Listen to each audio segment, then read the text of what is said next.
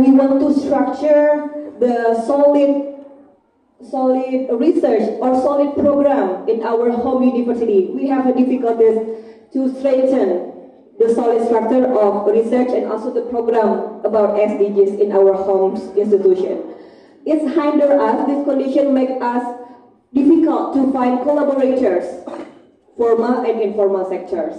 And I believe that, and everyone also believes that, you will be here, yeah, ladies and gentlemen. We are so truly delighted that we have two of our keynote speakers here, Professor Maya and also Dr. Alti, because both of them are expert in this field.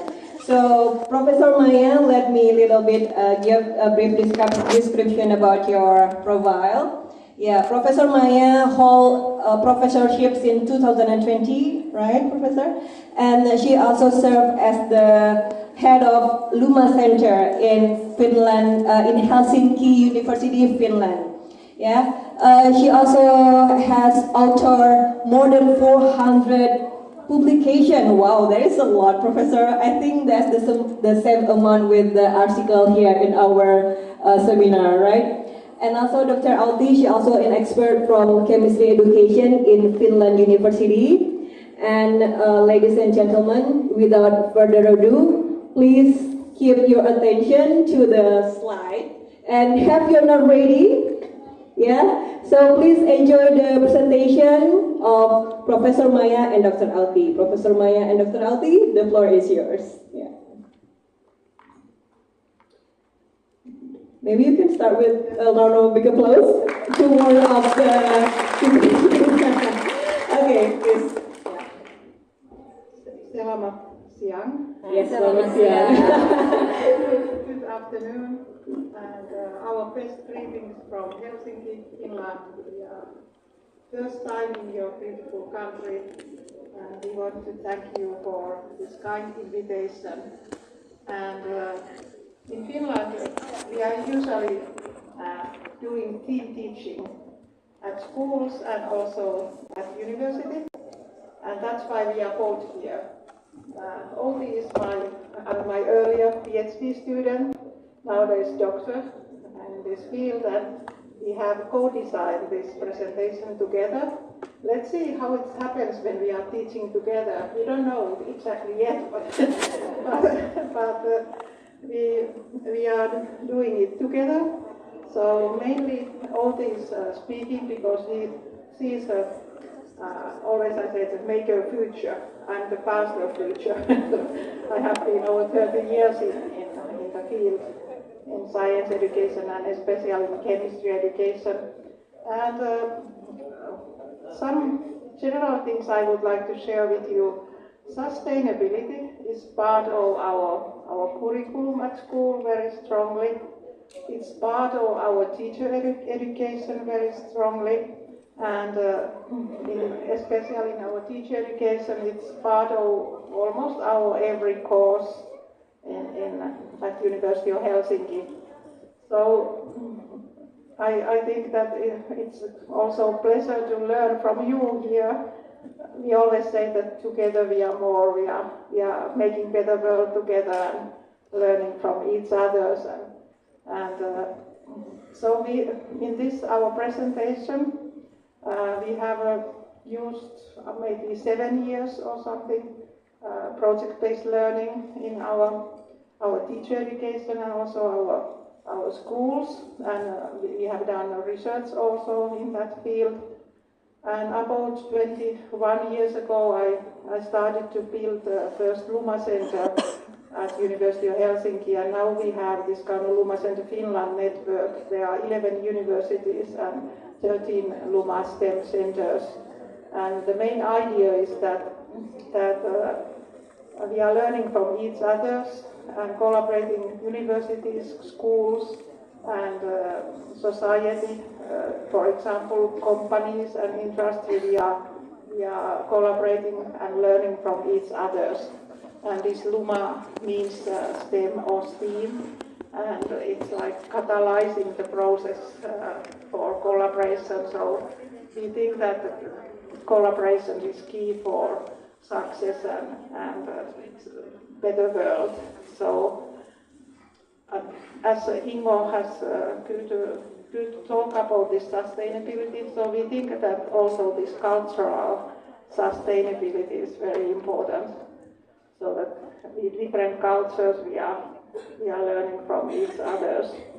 So that's all at the beginning. It's our pleasure to be here, and we hope that you will be also very active, and we have some task for you to do also, and so we hope that you enjoy our presentation. And now, Olti, please, the floor is yours. I can start to sleep. So,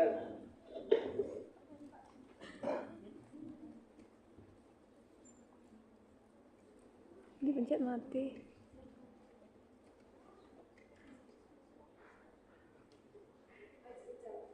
yes. Yes. Sorry about that. So, shortly, what we are going to discuss today about it, it's about how we use the project-based learning to collaborate with informal and non-formal partners. And before we go deeper into this how question, we want to discuss shortly about this concepts of formal, non-formal, and informal, and then of course shortly explain what we mean with project-based learning. So, like Maya said, we're not only co-teaching, and we're also like to activate our students, and I hope that you will discuss with the other participants near you and share your experiences to us through Flinga, and you can access Flinga either by the link or by the QR code. And what we want you to think about is what kind of experiences do you have with learning or teaching in different kind of learning environments. Yes, ladies and gentlemen, I think you can fill out the form here. So sharing your ideas, your experience when you learn science outside the classroom. Kind of informal education. Yeah.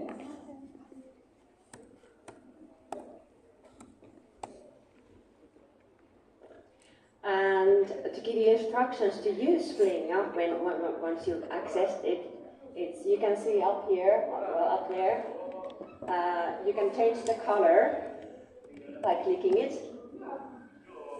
and then you can change the form of your message, and then you just write your message here.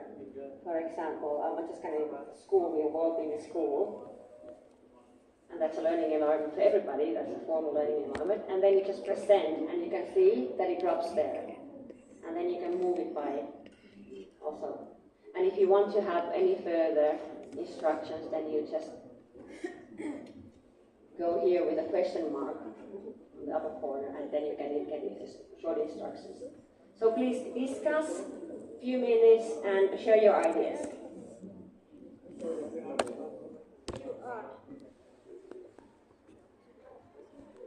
Please show the QR. Sorry, the QR is not working? No. That's the QR there. Yeah, there's QR there. Maybe you can scan from the distance.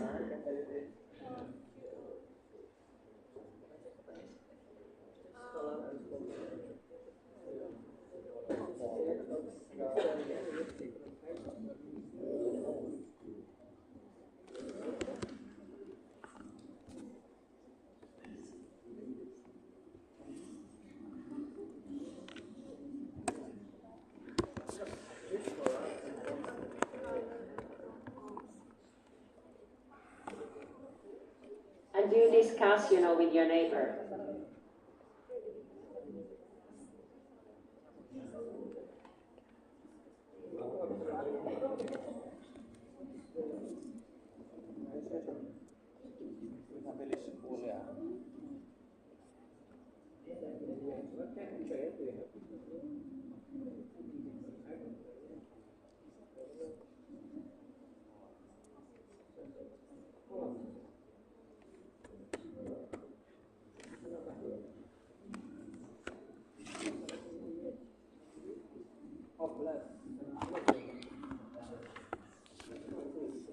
will be using this tool later on also.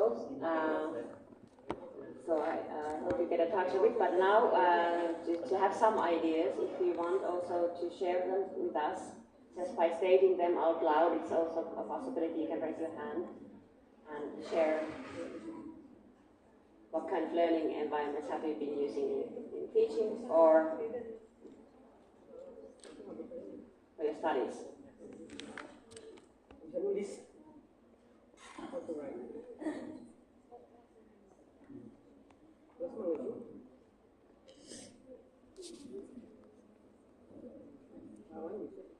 So, for example, another learning environment, what we use a lot in Finland is the nature. Yes.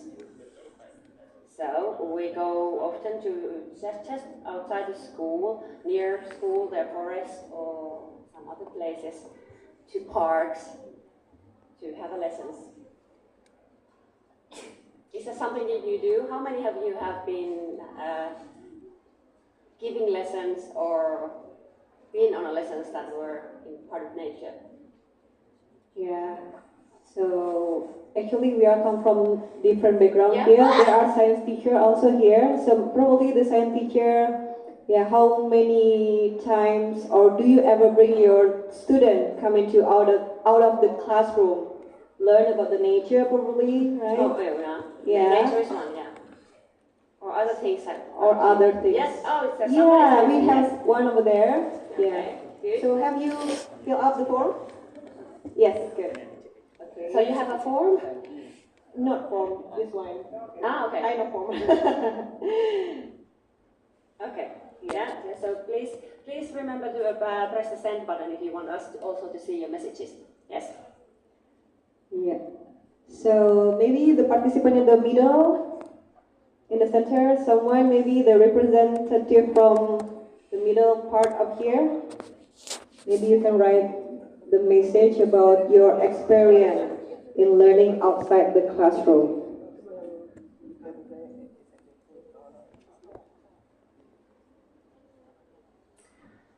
Have you visited museums or science centers? Yes. Parobi also have his experience. Yeah, maybe you can write down your message here. And even if you're not a teacher, you've been in school, right? Yeah. So we all have experiences of being a student. Exactly. It's so interesting actually to come with our ideas, or maybe the thing that you have done before. Yeah.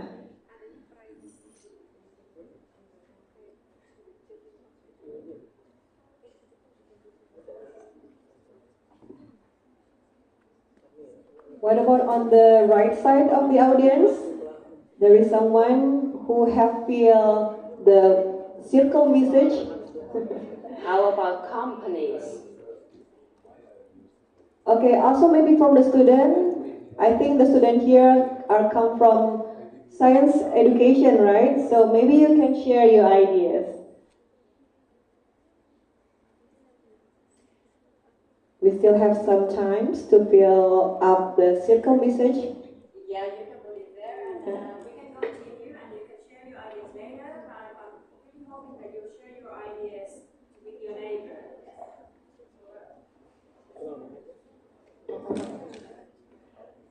As you found, there are many kind of learning environments outside, and in Finland it's part of our curriculum that our curriculum encourages teachers to do different kind of activities outside of classroom. So you can do investigation in chemistry and physics outside, and biology.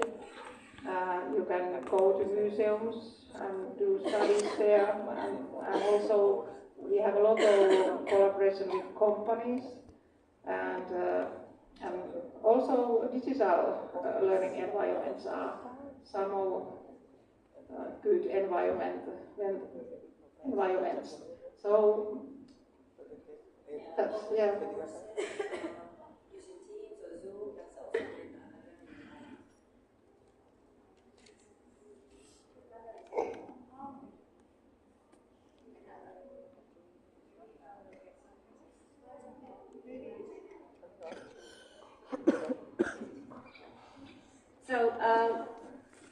here are some examples of different kind of learning environments.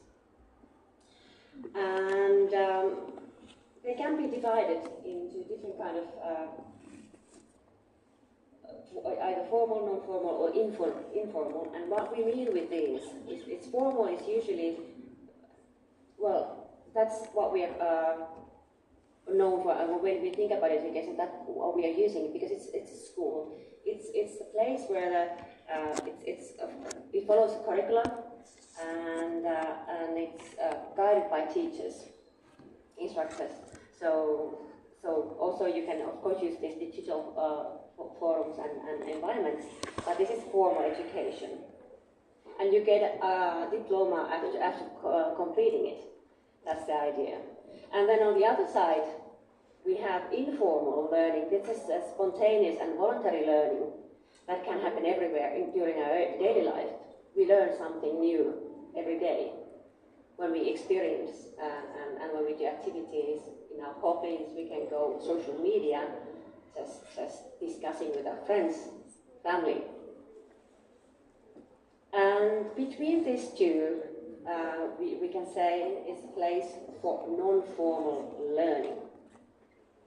And what this is, it's something that is structured somehow. It doesn't guide.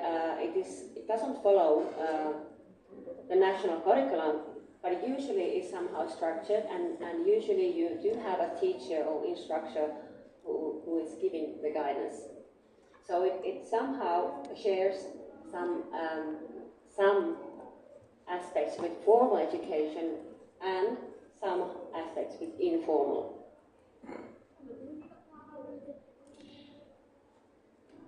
And today we are going to give you two examples from our university and from our Department of Chemistry of what we do. And the first example is from non-formal learning environment. It's a chemistry lab, Caroline, that we have. It's a place for schools to visit. And the second example is informal learning that we do. And it's our So here, before we go into our examples, I want to shortly share this table to really give you a better idea on the differences between formal, non-formal, informal learning and the different kind of like aspects into this. And because I think, you know, the non-formal is the most difficult to get an idea of what it can be. It's in the middle. I'm going to go through this. So it's usually voluntary, it says there, but it is somehow prearranged, like I said, and structured.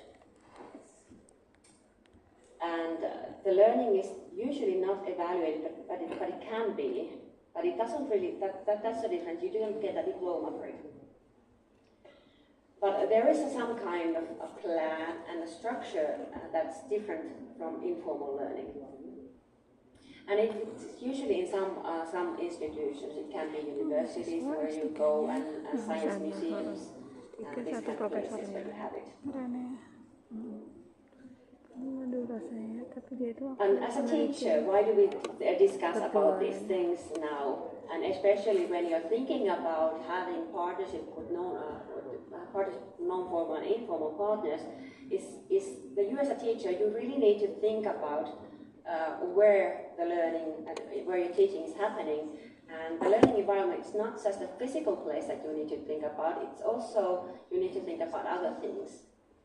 The pedagogical side, what is really happening, what kind of teaching and learning methods can you use in the physical environment that you're using and where you are together with your students. Is it accessible? Can you use ICT? What kind of technical issues that there is? Other than also this as a physical space, of course, you need to think about, but then there's also the social aspect that you as a teacher need to take into consideration. And if you're going with a group dynamics and the atmosphere of the place.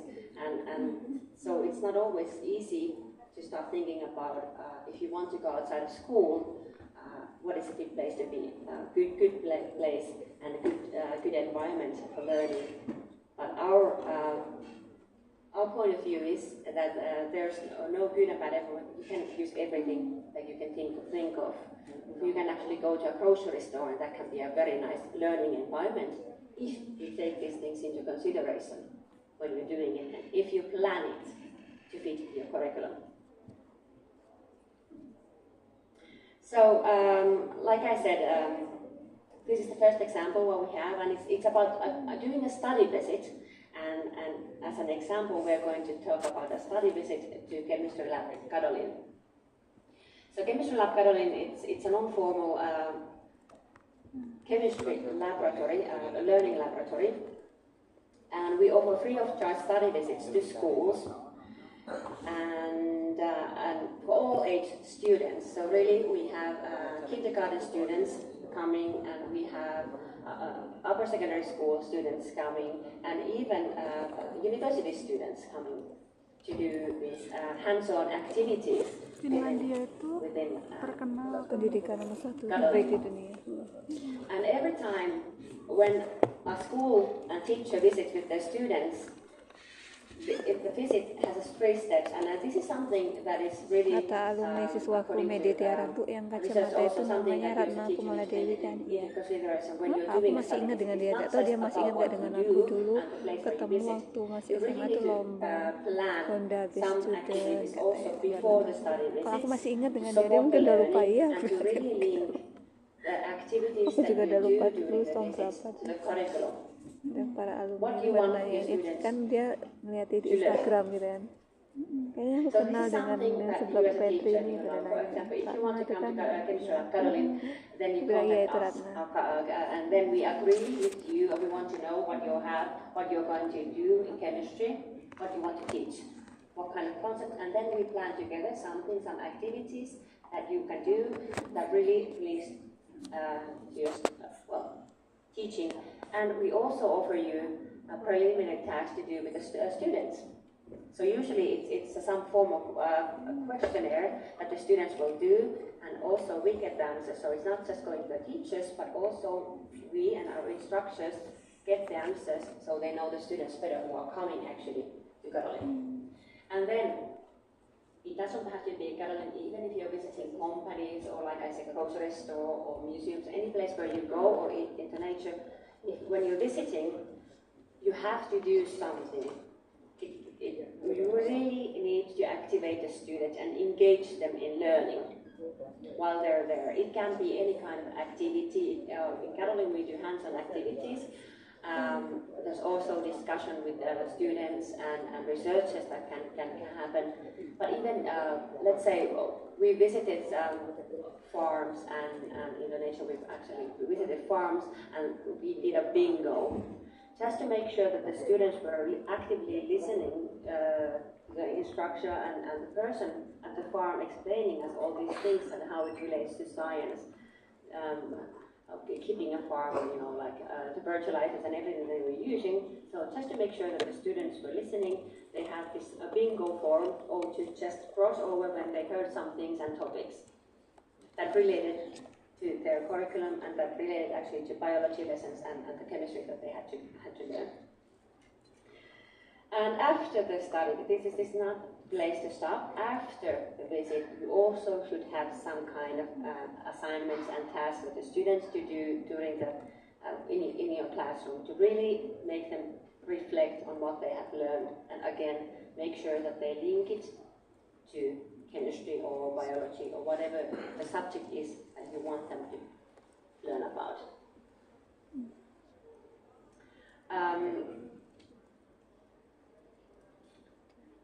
The second example, then, now we are going to informal learning, and how we do.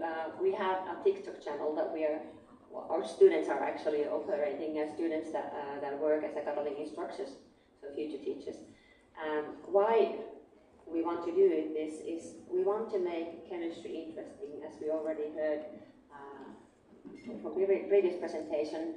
Students sometimes they don't see the relevance, and they don't think chemistry is so interesting. So this is something that we want to support. And as we know, TikTok is a channel where youth is, that they really use a lot. So this is why we want to bring them, authentic scientific information, really directly from researchers and universities to the youth.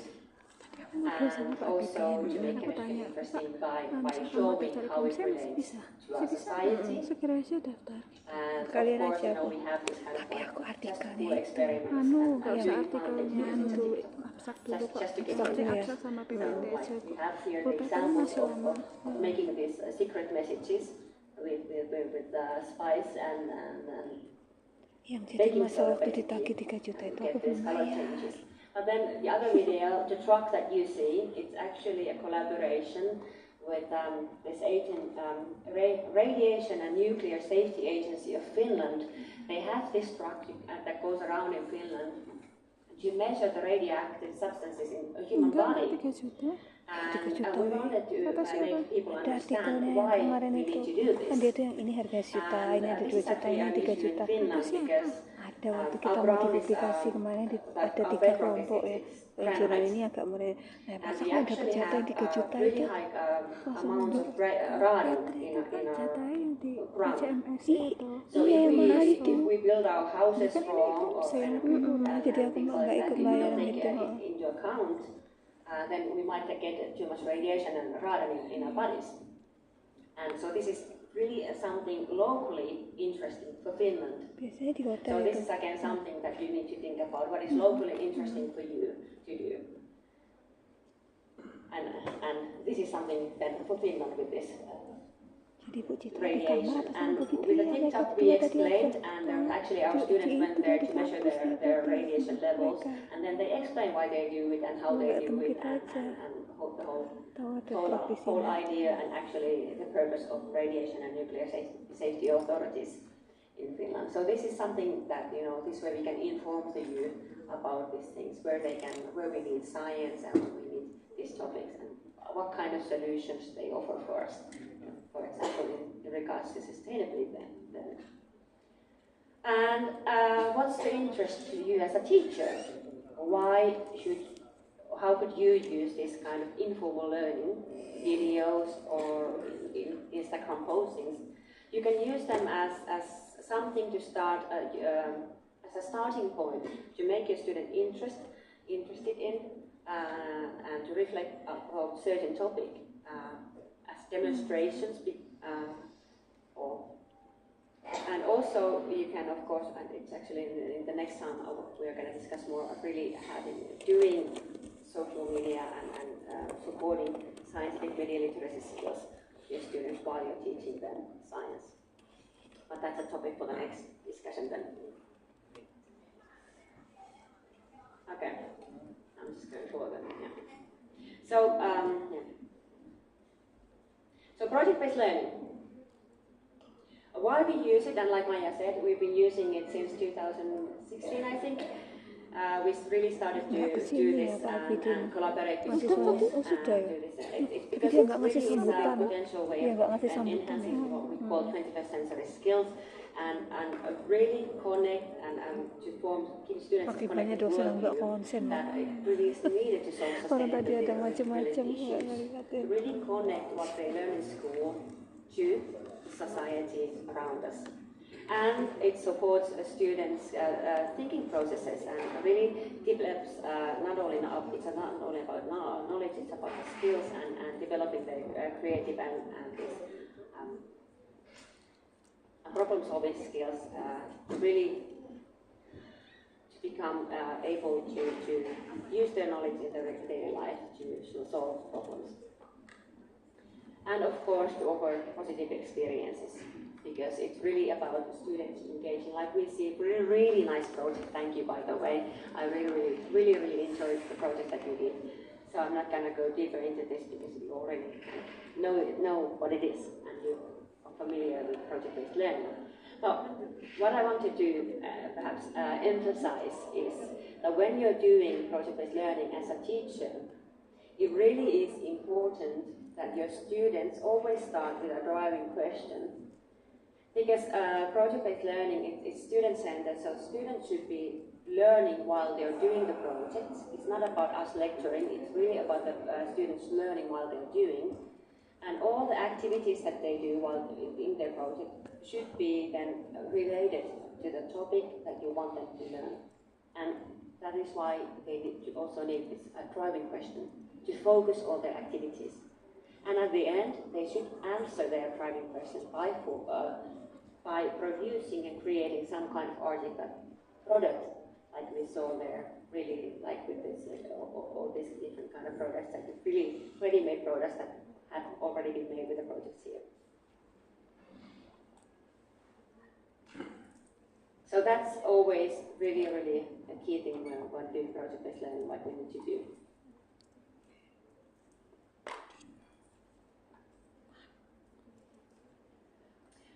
For the rest of the time, I want us to go through our examples, to show you concrete examples, 2 projects, to really give you an idea how to collaborate, really collaborate concretely with non-formal and informal partners.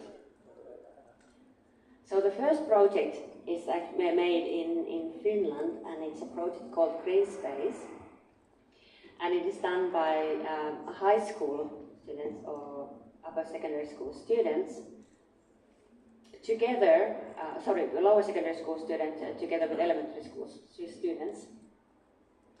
So it's a collaboration between different school levels, and they incorporated many subjects into this project. And the idea here, this green space, is that they wanted to build in their school this green space, this automated herb growing system, so that they could use herbs for their lunches.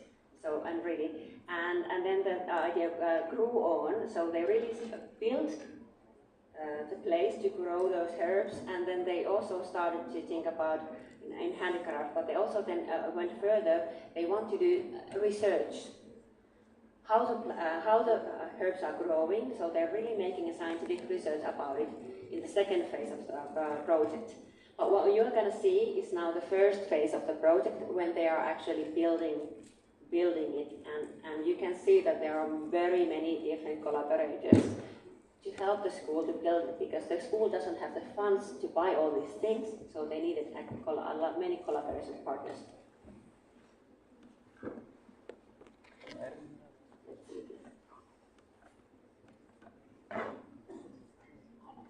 Okay, I'm going to show it through YouTube. Just a moment.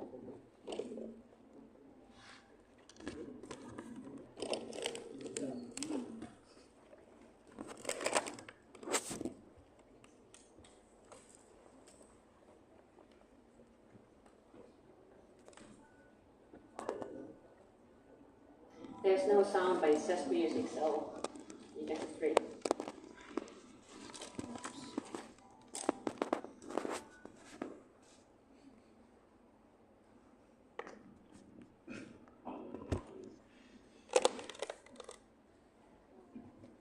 So that's the prototype that they had the idea to build. Okay, there's an issue with the connection. So in school now, actually, so I'm going to explain because there's a problem with the connection. In Finnish schools, there are courses that the students can take, and this was an optional course. So it wasn't obligatory, but it was an optional course for the students, for handicraft students from grade 8 to 9, and then they collaborated with the elementary school students and other schools. And also vocational school students.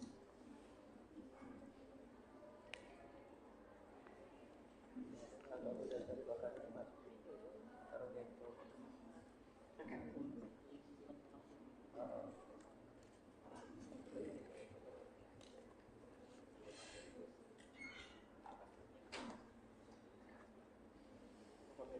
Kalau pakai pulsa sendiri malah lebih kencang dibanding pakai ini.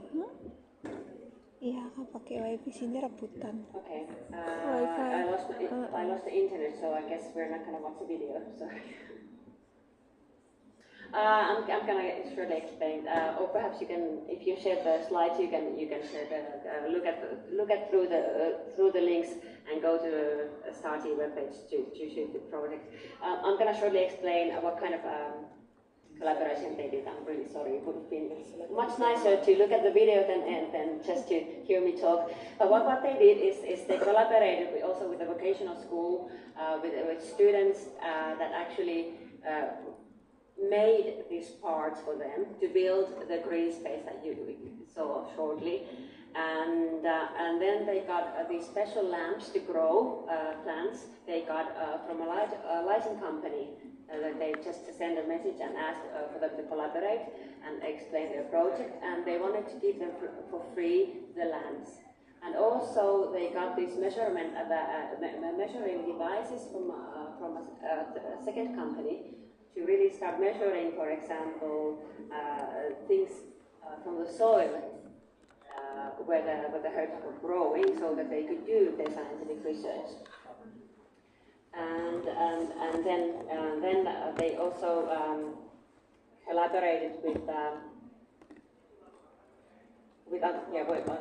the schools, and then they also got some paint from the local paint company that sold these kind of like construction materials. They got some things that they needed to also to support them and to paint the so really you don't always need to have the resources if you just dare to contact the local companies, for example.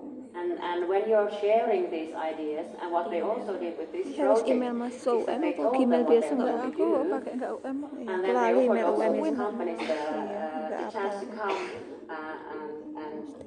and the students presented their project to the companies. So this way it was really, at the end, nice way for the students to present what they were doing, but also not only for the teachers and other students, but also the collaborating partners and the local companies. And I think for the local companies, it's then something nice to share also within the companies to tell them this kind of support that we give in our local community. Because usually the companies, especially nowadays in Finland, local companies, they are interested to support the local communities, and that's something that is I think yang pertama Mbak Naya, presenter ya. Itu sama. Kita kan presentasi nanti. Konferensi. Onsite ya betul. Benar onsite nanti. Berarti langsung proses. Okay, but the second project is and there's also a video, but I'm gonna show you then the learning diary. Because every time we do these projects, it's screenshot aja apa? important to make the students reflect, and what we do in this starting project, the students reflect by doing project diaries. So this is something that throughout the whole project they write and reflect what they've learned. And in this project, this is a project made in China. Diminta abstrak. The idea, it's a primary school project, and the idea in this project was the students went to their local library and they realized that because of the humidity, some of the books had mold in it, and basically then they need to throw it away. It's not usable,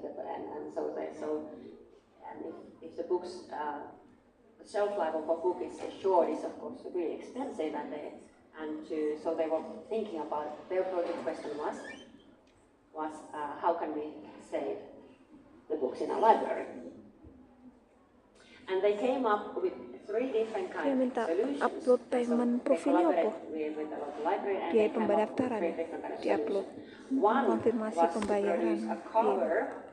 Similar kind of like dibayar. So really this biodegradable cover from cardboard that absorbed the humidity, and the book inside then was safe.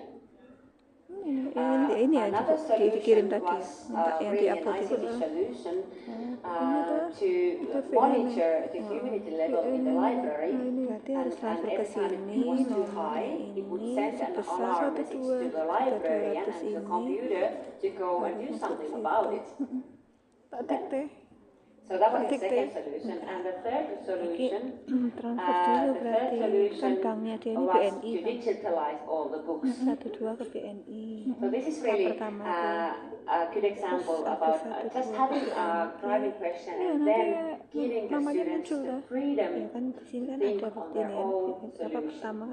So they really came up with 3 different kind of solutions and something that they then shared to the library and well, the story doesn't, we don't know kirim ke WA Petri aku sendiri to what extent to the local library, but they were at least presented to the librarians and they were really discussing about taking these ideas into use. So imagine doing something that has this kind of a relevance for your local library.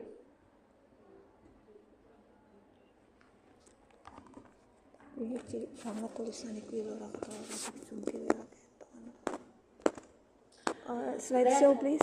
Something we do together with Maya and with our students, our pre-service chemistry teacher students, is and in collaboration with school, is we do science clubs. So if you think of the lesson time we have, it's not really a lot. So if we can support students in engagement and interest in science by offering them more chances to be active, then perhaps we can support their interest and for later on also. And science club is a good way to do that. And what we do is really our students, our future teachers, our university students are planning this science club, and it's a 6 club session, each 90 minutes, and each have hands-on science activities, and also they start doing projects in this science club with the students. And we do these science clubs in schools, so it's a voluntary science club, after school science clubs, and we do it together with the school teachers then, to really offer them, also the teachers, a chance to be with their students and having more time, because in the lessons they're so strict, and this gives them more opportunities to really discuss with their students. Yes. Okay, that's our new pilot with 4 countries, and we think that this cultural sustainability is very important. So we were collaborating with schools which are eastern side of Helsinki, our capital, and those schools are schools where at least 60% of students are from different countries. So this segregation is central also in our program here. We want to that all those students around the world who have arrived to Finland, they can have a good future in Finland, and that's why we co-designed this program together with Helsinki Education Office. So it's part of the Helsinki Education Office segregation program. And the last time of this science club, we invited also parents to participate on this science club. So the children were guiding their parents and showing their projects and their learning and interesting, and it was wonderful to see their questions, their projects, and their interest, and also parents were so proud of their children, and they were parents around the world. They were actually also from Indonesia. I was discussing with parents who were there, and parents say that this kind of science clubs as a non-formal learning environment are very important. Children have enough time to do also their own projects, their own questions. Usually those school lessons are so tight that you don't have time to do your own, test your own ideas. So we are very keen on promoting this science club program afternoon after school, and there you can also do collaboration between companies or science museums or university and so on. But for us, it was not only science clubs, it was also part of our teacher education program.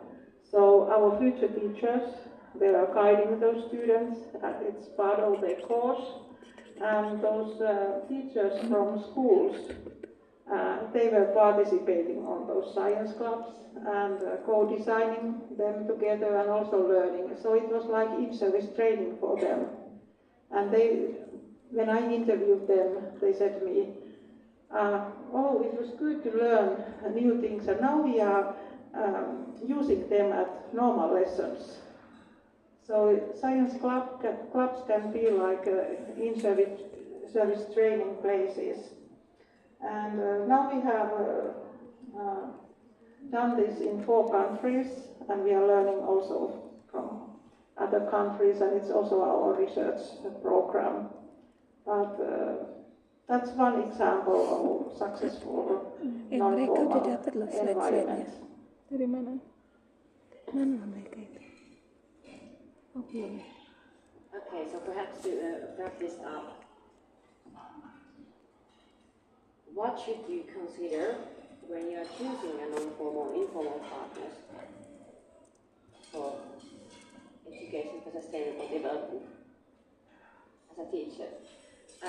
Like I said already with the study visits, it really is important that you clearly define what are the objectives and outcomes, learning outcomes that you want to have, that you want your students to have. When through this collaboration, of course, and that you ensure that the collaboration partner is really in line with the curriculum goals and the principles of sustainable development. And then when you do, well, Maya said that we have a national Luma network, so that she has been building already for 20 years. So keeping this in mind, that it's a process that takes time sometimes to build this kind of network. So do reserve some time to searching and assessing these partners that you want to have. And when you find a good partner, try not to just do a one-time collaboration, but try to achieve this kind of like a long-term collaboration. And if you want this to happen, you really need to think about also the partner's role. It's not about what your students and you get, but also about the company or the collaboration partner gets from the collaboration. And this is the only way, I think, to really ensure for this long-term collaboration. And then it doesn't require more work to do this collaboration once you've established this network and once you have the partners. But it really is in the beginning to give yourself time and understanding that it might take some time to find these good collaboration partners. Yes, and always it's really, and when you do this kind of like things, and always do think about what the students are doing and really communicate clearly to the partner what you expect from them. And, yeah. Sometimes teachers in Finland, they say that we don't know enough good partners. But I always encourage them to discuss with the students' parents, because every parents have a job or some kind of organization background. So it's easily also start to co-design this kind of non-formal, informal collaboration with your parents, students' parents. That's maybe the easiest step. But when you have this kind of collaboration partners, part of your pre-service teacher training, then our future teachers who go to school, they are used to collaborating with museums, companies, different kind of societal organizations. So that's why we think that it's very important that it's part of pre-service teacher education also, not only informal in-service teacher training. So parents are good co-designers also.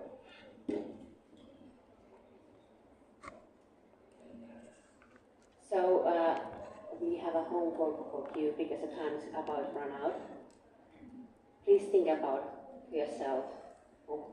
Look, when you next time go to home and you walk around your surroundings, you go to the supermarket, anywhere where you go in your daily life, think about what you see and who could be a possible collaboration partner for you. Thank you. Yes, all right. Thank you so much. Thank you very much, Professor Maya and Dr. Alvi. That was so fruitful presentation. I have a lot of points that I get from your presentation. Thank you so much.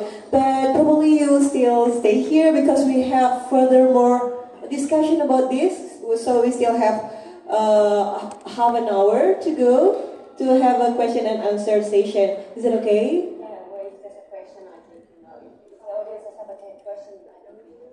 Okay, sure. Yes, ladies and gentlemen, now we move on to the question and answer session. So we set the rules. If you have a question, please let us know your name and also your home institution, and then you can deliver your questions. Okay, maybe the first question will come from this side. There is any question from this? Okay, maybe you're still thinking aloud about this, right? Okay, so can we take a seat again? Yeah. So it's so interesting that to begin the project, you start with set the learning goals first, right? And then from the learning goals, and then you, as a teacher, you think about what kind of project that your student may come out, and you facilitate the student to make them give the questions. You start the project with the questions, right? The question is, sometimes it's difficult for the student to find the questions. Sometimes the questions come from the teacher. So what should we do to make our student have big amount of questions? So I would like you to share the idea about this issue. Yeah, please. Okay. So first I want to tell you that making good questions is part of our national curriculum. It starts from kindergarten up to senior high school. So we encourage students to make questions and be active. That's part of our curriculum. And of course there are different ways how to do it. And as you know, those little children, they are more better to do those questions, and older ones are maybe too shy to share their questions. But if you think science and scientists,